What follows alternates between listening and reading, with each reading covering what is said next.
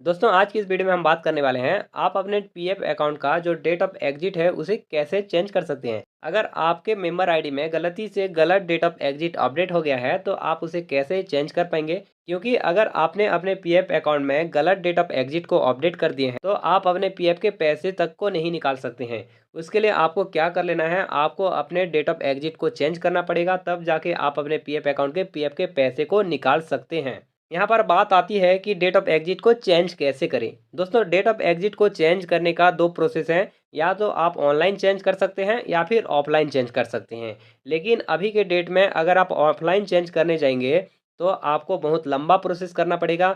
आप अलग जगह पे रहते हैं और आपका पीएफ ऑफिस कहीं और रहता है, अदर स्टेट भी हो सकता है, वहाँ पर आपको जाना पॉसिबल नहीं होता है। तो उस कंडीशन में आप कैसे ऑनलाइन चेंज कर पाएंगे, ऑनलाइन में चेंज करने के लिए आपको कौन कौन से डॉक्यूमेंट लगेंगे, क्या वो डॉक्यूमेंट आपके पास है या फिर नहीं है, तो आपको डॉक्यूमेंट्स कहाँ से मिलने वाले हैं और कितने दिनों बाद आपका जो डेट ऑफ एग्जिट है वो चेंज हो जाएगा।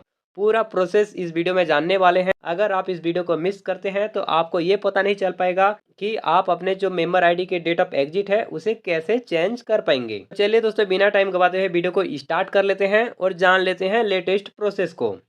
उसके लिए दोस्तों आपको अपने मोबाइल से कोई भी ब्राउज़र को ओपन कर लेना है। मैं यहाँ पर आपको फायरफॉक्स को सजेस्ट करता हूँ, क्योंकि अभी जो ईपीएफ का वेबसाइट है वो अपडेट हो चुका है, उसके बाद क्रोम पर खुल ही नहीं रहा है, तो आप यहाँ पर फायरफॉक्स को प्रेफर कीजिए। उसके बाद यहाँ पर आपको ईपीएफओ लिख करके सर्च कर लेना है। देखिए आप जैसे ही ईपीएफओ लिख करके सर्च करेंगे, सबसे ऊपर में ईपीएफओ का ऑफिशियल वेबसाइट शो करने लगेगा, उस पर क्लिक कर लेना है।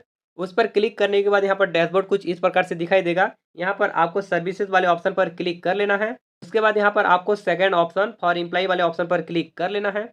उसके बाद आपको स्क्रॉल डाउन करके नीचे चले आना है। नीचे आएंगे तो यहाँ पर आपको सर्विसेज के नीचे बहुत सारे ऑप्शन शो करने लगेगा। यहाँ पर आपको second option member UN online services वाले ऑप्शन पर क्लिक कर लेना है। उसके बाद यहाँ पर आपको अपनी यूएन नंबर, पासवर्ड और कैप्चा को फिल करके साइन इन वाले ऑप्शन पर क्लिक कर देना है। तो चलिए हम यहाँ पर अपनी डिटेल्स को फिल करके साइन इन कर लेते हैं। दोस्तों आप जैसे ही साइन इन वाले ऑप्शन पर क्लिक करेंगे, यहाँ पर आपके आधार रजिस्टर्ड मोबाइल नंबर पर एक ओटीपी आता है। उस ओटीपी को आपको यहाँ पर एंटर कर लेना है। फिर यहाँ पर जो कैप्चा दिख रहा है उस कैप्चा को आपको यहाँ पर एंटर कर लेना है। फिर सबमिट वाले ऑप्शन पर क्लिक कर देना है। तो चलिए मैं यहाँ पर उस ओटीपी को एंटर कर लेता हूँ जो मेरे मोबाइल नंबर पर रिसीव हुआ है। उसके बाद सबमिट वाले ऑप्शन पर क्लिक कर लेता हूँ। देखिए दोस्तों आप जैसे ही सबमिट वाले ऑप्शन पर क्लिक करेंगे, यहाँ पर आपका जो लॉगिंग है वो सक्सेसफुल हो जाएगा। यहाँ पर से आप डेट ऑफ एग्जिट को चेंज करना चाहते हैं तो आपको कहाँ पर जाना पड़ेगा, यहाँ पर आपको मैनेज वाले ऑप्शन पर क्लिक करना पड़ेगा। उसके बाद यहाँ पर आपको ज्वाइंट डिक्लेरेशन का ऑप्शन देखने के लिए मिल जाएगा, उस पर क्लिक कर लेना है। आप जैसे ही ज्वाइंट डिक्लेरेशन वाले ऑप्शन पर क्लिक करेंगे, यहाँ पर आपको सेलेक्ट मेंबर आईडी का ऑप्शन आ जाएगा, उस पर क्लिक कर लेना है। उस पर क्लिक करने के बाद यहाँ पर आपको मेंबर आईडी शो करने लगेगा। अगर आपने बहुत सारे कंपनी में काम किए हैं तो यहाँ पर आपने जितने कंपनी में काम किए हैं उतनी कंपनी की एक एक मेंबर आईडी शो करने लगेगी, और अगर आपने एक ही कंपनी में काम किया है तो एक ही मेंबर आईडी शो करने लगेगा। यहाँ पर से आप जिस भी मेंबर आईडी में अपने जो डेट ऑफ एग्जिट को चेंज करना चाहते हैं उस मेंबर आईडी पर सेलेक्ट कर लीजिए। जैसे कि मैं यहाँ पर नीचे वाले मेंबर आईडी में अपने जो डेट ऑफ एग्जिट है उसे चेंज करना चाहता हूँ, तो उस पर क्लिक कर लूंगा। उसके बाद यहाँ पर आपको गेट डिटेल्स वाले ऑप्शन पर क्लिक कर लेना है। गेट डिटेल्स वाले ऑप्शन पर क्लिक करने के बाद यहाँ पर आपको स्टेप शो करने लग रहा है कि आपको क्या क्या करना पड़ेगा, क्या क्या करने के बाद आपका जो डेट ऑफ एग्जिट है वो चेंज हो सकता है। तो फर्स्ट ऑफ ऑल आपको क्या करना है, आपको अपनी डिटेल्स को अपडेट करना है, यानी कि जो डिटेल गलत हो गया है उसे सही से यहाँ पर भरना है। आप जैसे वो प्रोसेस कर लेते हैं, आपका ये जो फर्स्ट स्टेप है वो कंप्लीट हो जाएगा। सेकंड स्टेप में आपको क्या कर लेना है, सेकंड स्टेप में आपको डॉक्यूमेंट्स को अपलोड कर लेने हैं। आप जैसे ही डॉक्यूमेंट्स को अपलोड कर लेंगे, यहाँ पर आपका जो सेकंड स्टेप है वो भी कंप्लीट हो जाएगा। डॉक्यूमेंट को अपलोड कर लेने के बाद यहाँ पर आपको जो थर्ड स्टेप है, थर्ड स्टेप में आपको अपनी जो एप्लीकेशन है उसको एक बार रिव्यू कर लेना है, फिर सबमिट कर लेना है। आप जैसे ही अपनी एप्लीकेशन को रिव्यू और सबमिट कर देते हैं, आपका जो ये तीनों प्रोसेस है वो कंप्लीट हो जाएगा, और उसके बाद जो आपका चेंजेस है वो सक्सेसफुली अपडेट हो जाएगा। तो चलिए पहले प्रोसेस को कर लेते हैं।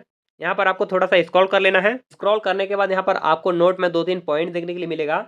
यहाँ पर क्या है, जो फर्स्ट पॉइंट है वो है इन केस ऑफ और nationality change to Indian no documents are required. यानी कि अगर आप नेशनलिटी चेंज करते हैं कोई अदर कंट्री से इंडिया में, तो आपको यहाँ पर कोई भी डॉक्यूमेंट अपलोड करने की जरूरत नहीं पड़ेगी। सेकंड पॉइंट है यहाँ पर changes request should be as per Aadhaar for name, date of birth and gender. अगर आप अपने नाम, डेट ऑफ बर्थ और जेंडर में चेंजेस करना चाहते हैं तो ये जो चेंजेस है वो आपके आधार बेस पर ही होगा। यहाँ पर थोड़ा सा स्क्रॉल डाउन करके और नीचे चले जाना है। नीचे आएंगे तो यहाँ पर आपको अपडेट पर्सनल डिटेल्स, यानी कि आप यहाँ से अपनी पर्सनल डिटेल्स को अपडेट कर सकते हैं। लाइक आप अपने नाम को, डेट ऑफ बर्थ को, जेंडर को, फादर नेम को, ये सारी चीज़ें आप यहाँ पर पर्सनल डिटेल से अपडेट करना चाहते हैं तो कर सकते हैं। लेकिन यहाँ पर आप डेट ऑफ एग्जिट को अपडेट करना चाहते हैं तो यहाँ पर आपको सर्विस डिटेल को अपडेट करना पड़ता है। तो थोड़ा सा स्क्रॉल डाउन करके नीचे चले जाइए। नीचे आएंगे तो यहाँ पर आपको अपडेट सर्विस डिटेल का ऑप्शन देखने के लिए मिल जाएगा। यहाँ पर आप डेट ऑफ एग्जिट को अपडेट करना चाहते हैं तो यहाँ पर आप सेकंड ऑप्शन देख सकते हैं, डेट ऑफ लिविंग, यानी कि डेट ऑफ एग्जिट दोनों सेम ही होता है। जो यहाँ पर शो कर रहा है उसे अपडेट करने के लिए यहाँ पर आपको एक पेंसिल का आइकन दिख रहा है, उस पर क्लिक कर लेना है। उस पर क्लिक करते ही ये जो बॉक्स है वो ओपन हो जाएगा। अब बॉक्स पर क्लिक कर लेना है। बॉक्स पर क्लिक करने के बाद यहाँ पर कैलेंडर ओपन हो जाता है। जो भी सही डेट ऑफ एग्जिट है उस डेट ऑफ एग्जिट को आप यहाँ पर से एंटर कर लीजिए। जैसे यहाँ पर 9 तारीख है, लेकिन जो सही डेट ऑफ एग्जिट है वो 1 तारीख है, तो मैं यहाँ पर 1 तारीख पर क्लिक कर लूंगा। तो देखिए जैसे ही मैंने 1 तारीख पर क्लिक किया, यहाँ पर जो 1 तारीख है वो आ चुका है। अवेलेबल डिटेल फिर भी 9 तारीख शो कर रहा है। हम चेंजेस क्या कर रहे हैं, 9 तारीख को 1 तारीख में चेंजेस कर रहे हैं। तो यहाँ पर से आप ये डिटेल्स भी देख सकते हैं कि आपका जो अवेलेबल डिटेल्स है वो क्या है और आप चेंज क्या करना चाहते हैं वो यहाँ से आप देख सकते हैं और चेंज कर सकते हैं।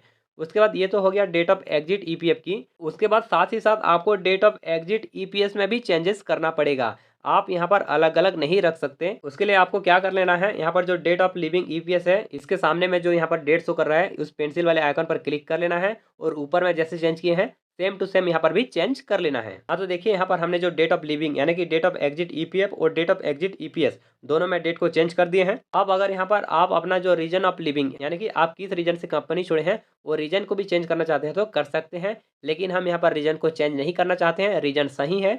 तो यहाँ पर आपको स्क्रॉल डाउन करके नीचे चले जाना है।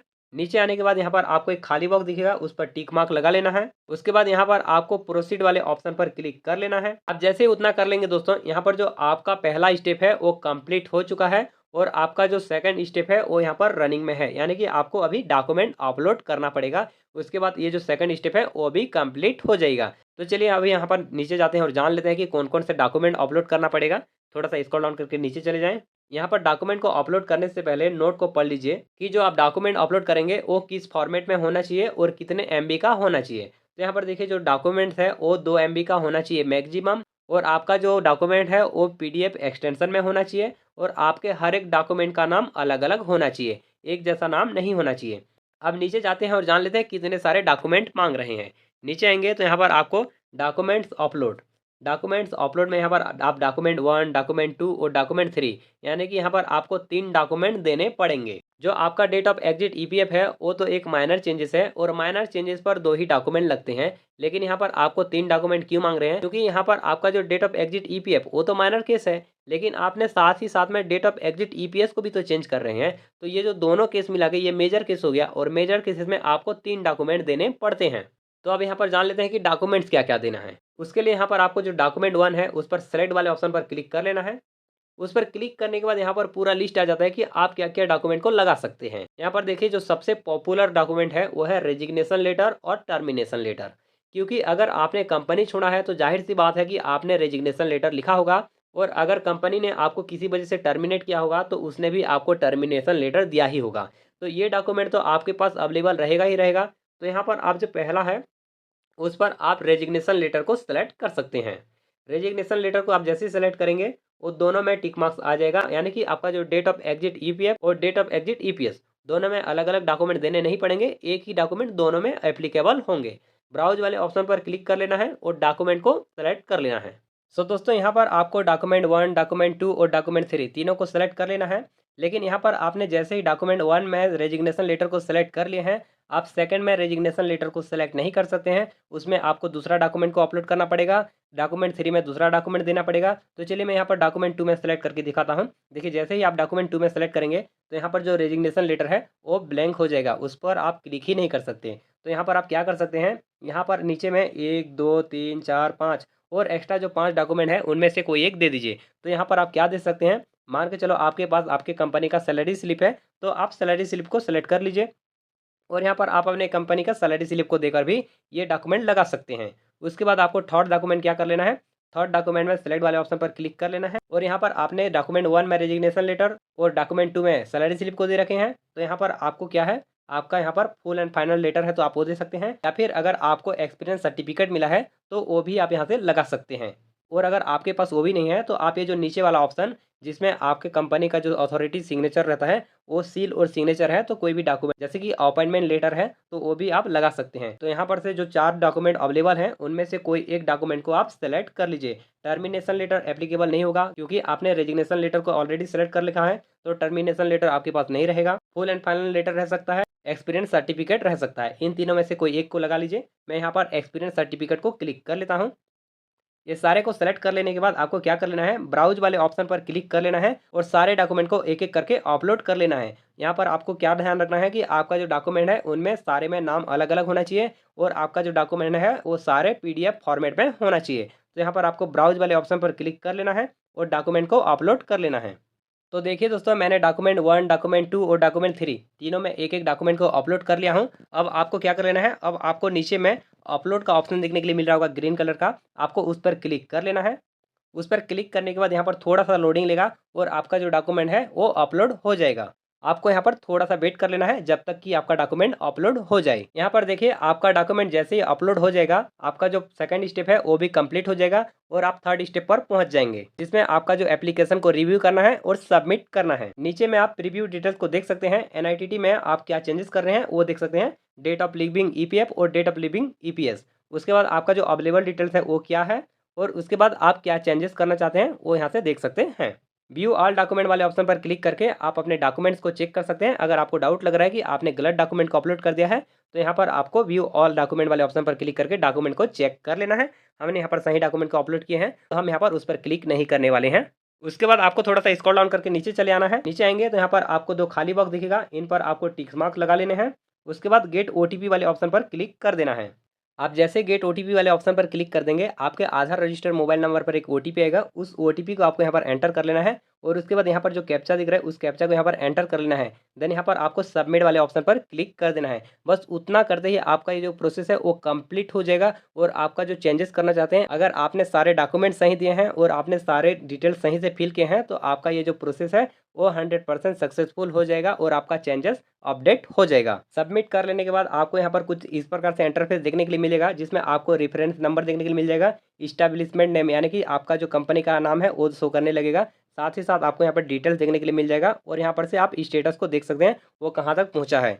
आई होप दोस्तों आपको ये सारा प्रोसेस समझ में आ गया होगा। फिर भी अगर आपको कोई डाउट्स है तो आप हमें नीचे कमेंट कर सकते हैं। वीडियो अगर पसंद है तो वीडियो को एक लाइक कर देना और चैनल को सब्सक्राइब कर देना आगे इसी तरह के इन्फॉर्मेटिव वीडियो देखने के लिए।